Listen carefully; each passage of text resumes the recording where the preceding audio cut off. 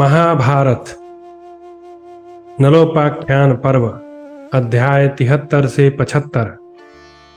ऋतुपर्ण का कुंडिनपुर में प्रवेश, दमयंती का विचार तथा भीम के द्वारा ऋतुपर्ण का स्वागत।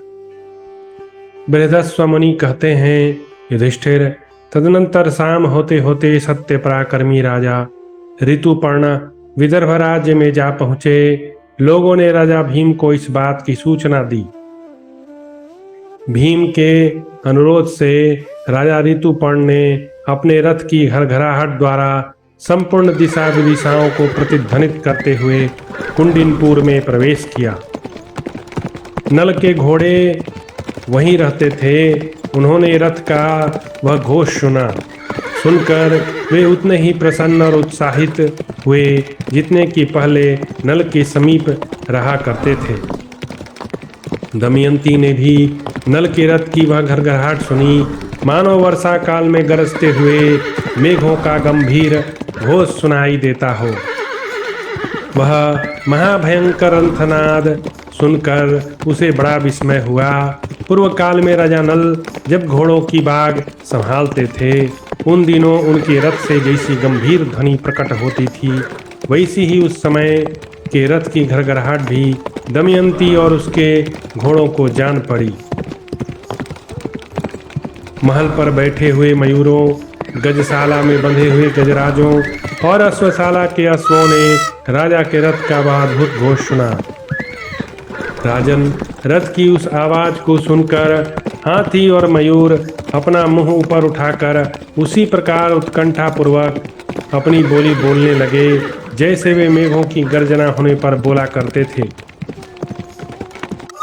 उस समय दमयंती ने मन ही मन कहा, अहो, रथ की वह घरघराहट इस पृथ्वी को गुजाती हुई जिस प्रकार मेरे मन को आह्लाद प्रदान कर रही है, इससे जान पड़ता है कि ये महाराज नल ही पधारे हैं। आज यदि असंख्य गुणों से विभूषित तथा चंद्रमा के समान मुख वाले वीरवर नल को न देखूंगी तो अपने इस जीवन का अंत कर दूंगी, इसमें संशय नहीं है। आज यदि मैं उन वीर शिरोमणि नल की दोनों भुजाओं के मध्य भाग में, जिसका स्पर्श अत्यंत सुखद है, प्रवेश न कर सकी तो अवश्य जीवित न रहूंगी। यदि रथ द्वारा मेघ के समान गंभीर गर्जना करने वाले निषद देश के स्वामी महाराज नल आज मेरे पास नहीं पधारेंगे तो मैं स्वर्ण के समान दे दीप्तमान दहकती हुई आग में प्रवेश कर जाऊंगी। यदि सिंह के समान पराक्रमी और मतवाले हाथी के समान मस्तानी चाल से चलने वाले राजेश्वर नल मेरे पास नहीं आएंगे तो आज अपने जीवन को नष्ट कर दूंगी, इसमें कोई भी संशय नहीं है। मुझे याद नहीं कि स्वेच्छापूर्वक अर्थात हंसी मजाक में भी मैं कभी झूठ बोली हूँ। स्मरण नहीं कि कभी किसी का मेरे द्वारा अपकार हुआ हो, तथा यह भी स्मरण नहीं कि मैं प्रतिज्ञा की बात का उल्लंघन किया हो। मेरे निषदराज नल शक्तिशाली, क्षमाशील, वीरदाता, सब राजाओं में श्रेष्ठ, एकांत में भी नीच कर्म से दूर रहने वाले था पराई स्त्री के लिए नपुंसक तुल्य हैं। मैं सदा ही उन्हीं के गुणों का स्मरण करती, दिन रात उन्हीं के परायण रहती हूँ। प्रियतम नल के बिना मेरा यह हृदय उनके विरह शोक से विदीर्ण सा होता रहता है। भारत, इस प्रकार विलाप करती हुई दमयंती अचेत सी हो गई। वह पुण्य श्लोक नल के दर्शन की इच्छा से ऊंचे ऊंचे महल की छत पर जा चढ़ी। वहां से उसने देखा वार्ष्णेय और बाहुक के साथ रथ पर बैठे हुए महाराज ऋतुपर्ण मध्यम कक्षा में पहुंच गए हैं। तदनंतर वार्ष्णेय और बाहुक ने उस उत्तम रथ से उतरकर घोड़े खोल दिए और रथ को एक जगह खड़ा कर दिया। इसके बाद राजा ऋतुपर्ण रथ के पिछले भाग से उतरकर भयानक पराक्रमी महाराज भीम से मिले। तदनंतर भीम ने बड़े आदर सत्कार के साथ उन्हें अपनाया और राजा ऋतुपर्ण का भली भांति आदर सत्कार किया। भूपाल ऋतुपर्ण रमणीय कुंडिनपुर में ठहर गए।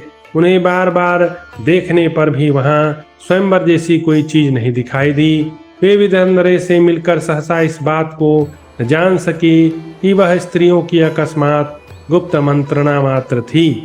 भरतनंदन युधिष्ठिर, विदर्भराज ने स्वागत पूर्वक ऋतुपर्ण से पूछा, आपके यहाँ पधारने का क्या कारण है? राजा भीम यह नहीं जानते थे कि दमयंती के लिए ही इनका शुभागमन हुआ है। राजा ऋतुपर्ण भी बड़े बुद्धिमान सत्य पराक्रमी थे। उन्होंने वहां किसी भी राजा या राजकुमार को नहीं देखा। ब्राह्मणों का भी वहां समागम नहीं हो रहा था। स्वयंवर की तो चर्चा तक नहीं थी। तब कौशल नरेश ने मन ही मन कुछ विचार किया और विदर्भराज से कहा, राजन, मैं आपका अभिवादन करने के लिए आया हूँ। यह सुनकर राजा भीम भी मुस्कुरा दिए। मन ही मन सोचने लगे, ये बहुत से गांवों को लांघकर 100 योजन से भी अधिक दूर आए हैं, किंतु कार्य इन्होंने बहुत साधारण बतलाया। फिर इनके आगमन का क्या कारण है, मैं ठीक ठीक न जान सका। विदर्भराज का सोचना सही था, क्योंकि एक राजा दूसरे राजा से इतनी मामूली बात के लिए थोड़े ही मिलने आएगा। इसीलिए उन्हें संदेह हो रहा था कि बात कुछ और हो सकती है।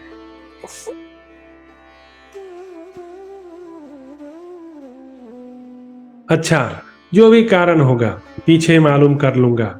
ये जो कारण बता रहे हैं इतना ही इनके आगमन का हेतु नहीं है।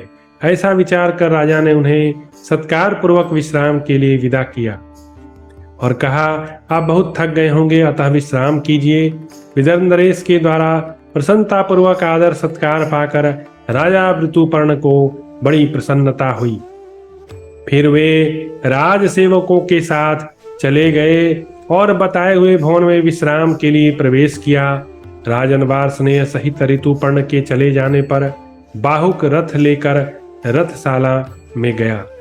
उसने उन घोड़ों को खोल दिया और अश्वशास्त्र की विधि के अनुसार उनकी परिचर्या करने के बाद घोड़ों को पुचकार कर उन्हें धीरज देने के पश्चात वह स्वयं भी रथ के पिछले भाग में जा बैठा। दमयंती भी शोक से आतुर हो राजा ऋतुपर्ण सुतपुत्र वार्ष्णेय था पूर्वोक्त बाहुक को देखकर सोचने लगी, यह किसके रथ की घरघराहट सुनाई पड़ती थी। वह गंभीर घोष तो महाराज नल के रथ जैसा था, परंतु इन आगंतुकों में मुझे निषद राज नल नहीं दिखाई देते। वार्ष्णेय ने भी नल के समान ही अश्वविद्या सीख ली हो, निश्चय ही यह संभावना की जा सकती है। तभी आज रथ की आवाज बड़े जोर से सुनाई दे रही थी, जैसे नल के रथ हाँकते समय हुआ करती थी। कहीं ऐसा तो नहीं कि राजा नल ऋतुपर्ण भी वैसे ही अश्वविद्या में निपुण हो जैसे राजा नल हैं, क्योंकि नल के ही समान इनके रथ का भी गंभीर घोष लक्षित होता है। युधिष्ठिर, इस प्रकार विचार करके शुभ लक्षणा दमयंती ने नल का पता लगाने के लिए अपनी दूत को भेजा। बाहुक केसनी संवाद। दमयंती बोली, केसनी, जाओ और पता लगाओ कि यह छोटी छोटी बाहों वाला कुरूप रथवाहक जो रथ के पिछले भाग में बैठा है कौन है। भद्रे, इसके निकट जाकर सावधानी के साथ मधुर वाणी में कुशल पूछना। आनंदिते, साथ ही उस पुरुष के विषय में ठीक ठीक बातें जानने की चेष्टा करना। इसके विषय में मुझे बड़ी भारी शंका हो रही है। संभव है इस वेश में राजा नल ही हों। मेरे मन में जैसा संतोष है और हृदय में जैसी शांति है, इसे मेरी उक्त धारणा पुष्ट हो रही है। सुश्रोणी, तुम बातचीत के सिलसिले में इसके सामने प्रनाद ब्राह्मण वाली बात कहना और आनंदिते, यह जो उत्तर दे उसे अच्छी तरह समझना। तब वह दूती बड़ी सावधानी से वहां जाकर बाहुक से वार्तालाप करने लगी और कल्याणी दमयंती भी महल में उसके लौटने की प्रतीक्षा में बैठी रही। केसनी ने कहा, नरेंद्र, आपका स्वागत है। मैं आपका कुशल समाचार पूछती हूँ। पुरुष श्रेष्ठ, दमयंती की कहीं हुई ये उत्तम बातें सुनिए।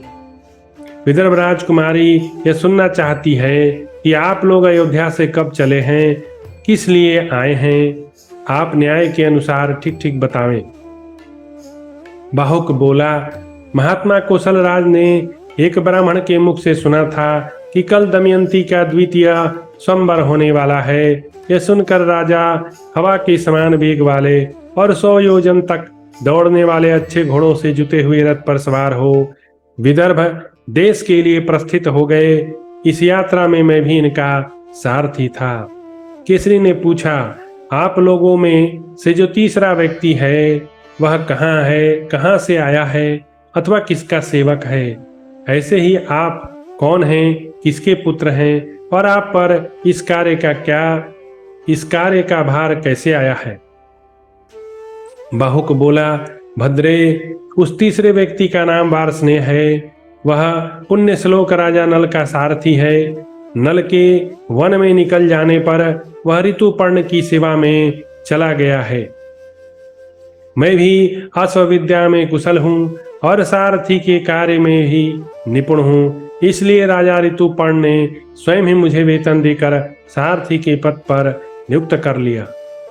केसरी ने पूछा, बाहुक, क्या वार्ष्णेय यह जानता है कि राजा नल कहाँ चले गए हैं?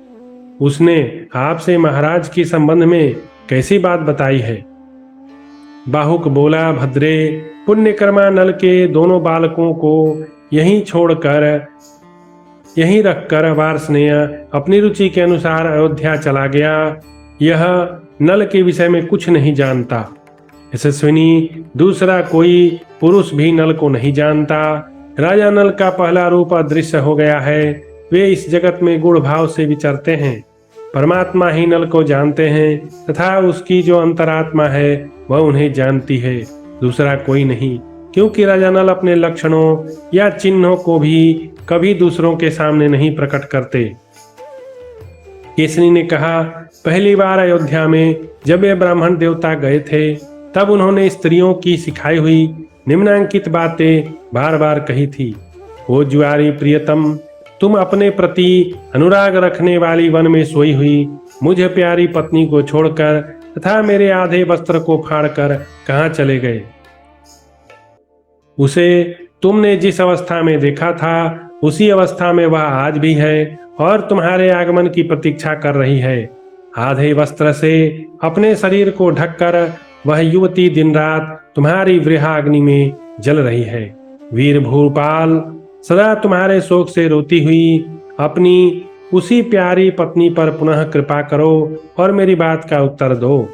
महामते, इसके उत्तर में आप दमयंती को प्रिय लगने वाली कोई बात कहिए। साध्वी विदर्भ कुमारी आपकी उसी बात को पुनः सुनना चाहती है। बाहुक, ब्राह्मण के मुख से यह वचन सुनकर पहले आपने जो उत्तर दिया था उसी को वैदर भी आपके मुंह से सुनना चाहती है। बृहस्पति मुनि कहते हैं, युधिष्ठिर, केसनी के ऐसा कहने पर राजा नल के हृदय में बड़ी वेदना हुई। उनकी दोनों आंखें आंसुओं से भर गई। निषद नरेश शोकाग्नि से दग्ध हो रहे थे तो भी उन्होंने अपने दुख के वेग को रोककर अश्रु गदगद वाणी में पुनः यो कहना आरंभ किया। बाहुक बोला, उत्तम कुल की स्त्रियां बड़े भारी संकट में पड़कर भी स्वयं अपनी रक्षा करती हैं। ऐसा करने से वे स्वर्ग और सत्य दोनों पर विजय पा लेती हैं, इसमें संशय नहीं। श्रेष्ठ नारियां अपने पतियों से परित्यक्त होने पर भी क्रोध नहीं करती। वे सदा सदाचार रूपी कवच से आवृत्ता प्राणों को धारण करती हैं। वह पुरुष बड़े संकट में था तथा सुख के साधनों से वंचित होकर किंग कर्तव्य मूढ़ हो गया था। ऐसी दशा में यदि उसने अपनी पत्नी का परित्याग किया है तो इसके लिए पत्नी को उस पर क्रोध नहीं करना चाहिए।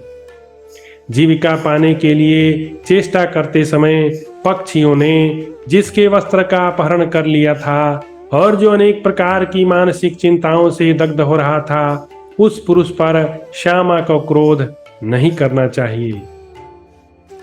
पति ने उसका सत्कार किया हो या असत्कार, उसे चाहिए कि पति को वैसे संकट में पड़ा देखकर उसे क्षमा कर दे, क्योंकि वह राज्य और लक्ष्मी से वंचित हो भूख से पीड़ित एवं विपत्ति के अथाह सागर में डूबा था।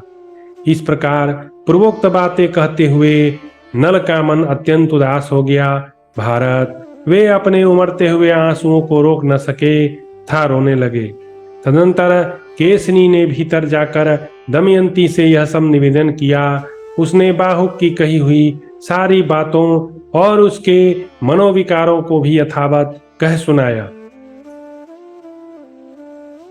दमयंती के आदेश से केसनी द्वारा बाहुक की परीक्षा तथा बाहुक का अपने लड़के लड़कियों को देखकर उनसे प्रेम करना।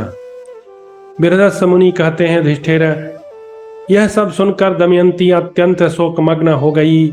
उसके हृदय में निश्चित रूप से बाहुक के नल होने का संदेह हो गया और वह केसनी से इस प्रकार बोली, केसनी, फिर जाओ और बाहुक की परीक्षा करो। अब की बार तुम कुछ बोलना मत, निकट रहकर उसके चरित्र पर दृष्टि रखना।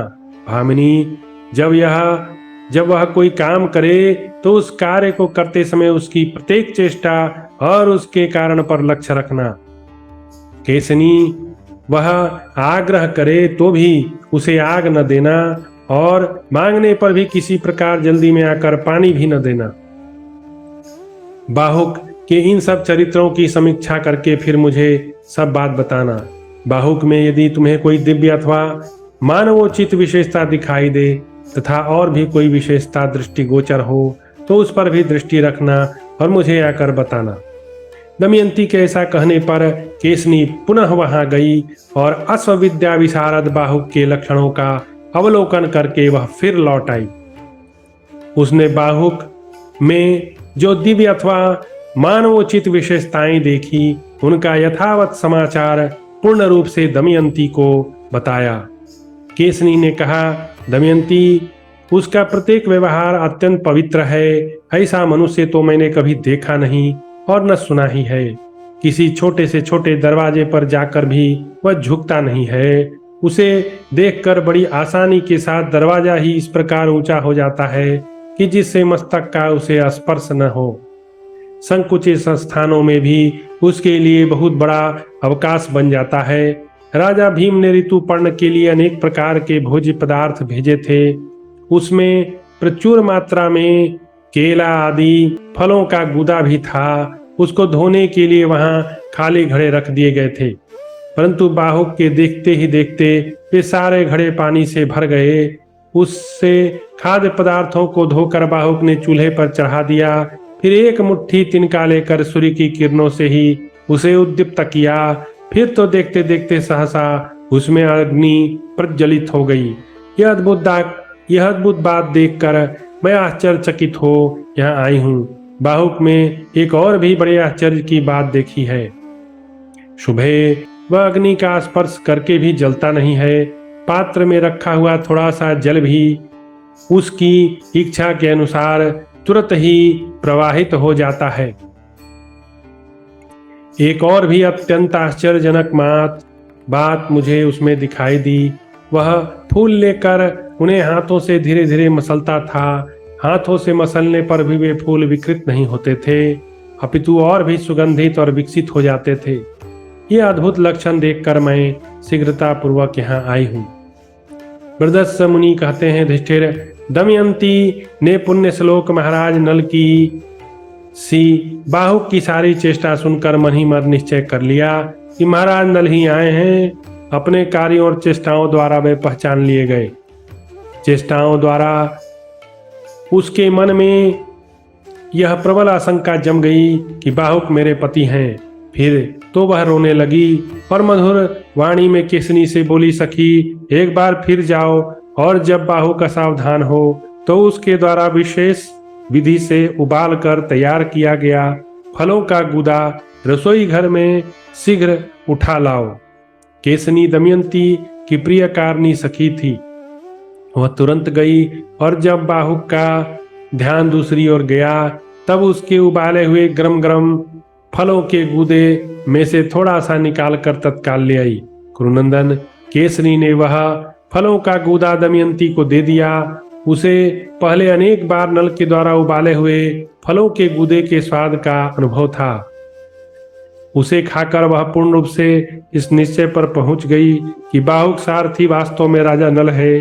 फिर तो वह अत्यंत दुखी होकर विलाप करने लगी। उस समय उसकी व्याकुलता बहुत बढ़ गई। भारत, फिर उसने मुंह धोकर केसनी के साथ अपने बच्चों को बाहुक के पास भेजा। बाहुक रूपी राजा नल ने इंद्रसेना और उसके भाई इंद्रसेन को पहचान लिया और दौड़कर दोनों बच्चों को छाती से लगाकर गोद में ले लिया। देव कुमारों के समान उन दोनों सुंदर बालकों को पाकर निषदराज नल अत्यंत दुख मग्न हो जोर जोर से रोने लगे। उन्होंने बार बार अपने मनोविकार दिखाए और सहसा दोनों बच्चों को छोड़कर केसनी से इस प्रकार कहा, भद्रे, ये दोनों बालक मेरे पुत्र और पुत्री के समान हैं, इसलिए इन्हें देखकर सहसा मेरे नेत्रों में आंसू बहने लगे। भद्रे, तुम बार बार आती जाती हो, लोग किसी दोष की आशंका कर लेंगे और हम लोग इस देश के अतिथि हैं, अतः तुम सुखपूर्वक महल में चली जाओ। इस प्रकार श्री महाभारत वन पर्व के अंतर्गत नलोपाख्यान पर्व में नल का अपनी पुत्री और पुत्र के देखने से संबंध रखने वाला 75वां अध्याय पूरा हुआ।